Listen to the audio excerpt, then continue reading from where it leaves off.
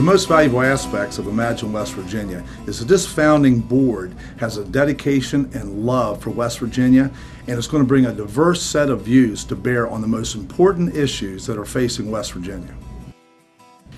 I think the most valuable aspect is the fact that you've gathered people together not only of talent and accomplishment, but of independence, people who can think objectively, and people who care deeply about West Virginia. So I think it's a great combination of many factors that brings Imagine West Virginia to a special place with a special capability. Position of the board and the mission of the organization are critical. The board is completely independent. It's composed of people who have a passion for West Virginia, deep interest in its future well-being, and they can be completely objective in looking at the state and deciding what areas should be explored that will improve the long-term health, economic, and environmental health of the state. So I think those components make it a unique organization that can be very beneficial to the state long-term. I think Imagine West Virginia has the opportunity to recommend policy to the governor of our state to allow West Virginia to gain impetus into the 21st century, to give some out-of-the-box thinking with a great group of people that comprise the board. I think that having this board together will, in fact, drive us in policy to some future achievements for all West Virginians. What Imagine West Virginia brings to the state, I believe, is a focus on future possibilities. We live in a time of profound change. That change presents West Virginia with the ability to imagine and create any future it wants for itself. The reality is, most businesses and political leaders are driven necessarily by the demands of today.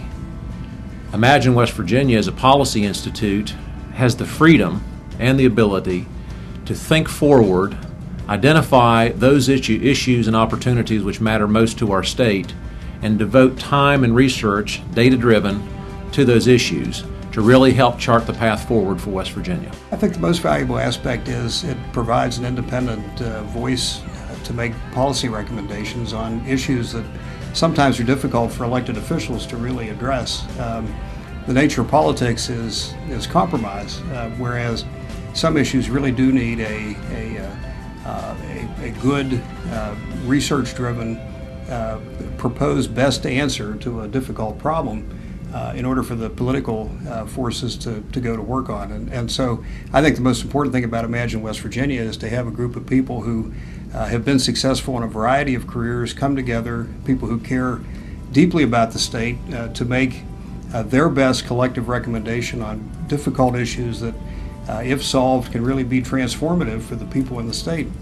From that, for anything to happen, the elected officials will have to take action, but this gives a starting point that's not compromised, but starting from a best option, and hopefully that will help policy be better in years to come. I think it's important for people who are committed to West Virginia, and the members of this board really are committed to the state. They believe the state has given them a lot, and they hope to give something back for that gift. They think about the future of the state not in terms of their own individual interests as much as they want to have the state move forward so it can benefit all of the people in the state, attract new people in the state, and make sure that the kids who are born here get a good opportunity to grow up and live and have productive and healthy lives and make the state even better than it is right now. I think that it is West Virginians from a very diverse group with a very diverse group of experience that are interested in moving forward policy issues that are transformative, innovative, and can have a real impact on the lives of West Virginians. Well, you know, nothing's more important to me than the future of West Virginia. I've given most of my life to that, my grown-up life to that. And as governor, I realize, and in business when I was in business before that, and the job I have now in education, you have to have a vision. You have to have a long-range understanding of what can be. You don't make success being about what was and what is, but what is it going to be? And Imagine West Virginia, in those words itself, says exactly what we're talking about. What is your dream? What is your hope? What's it going to look like?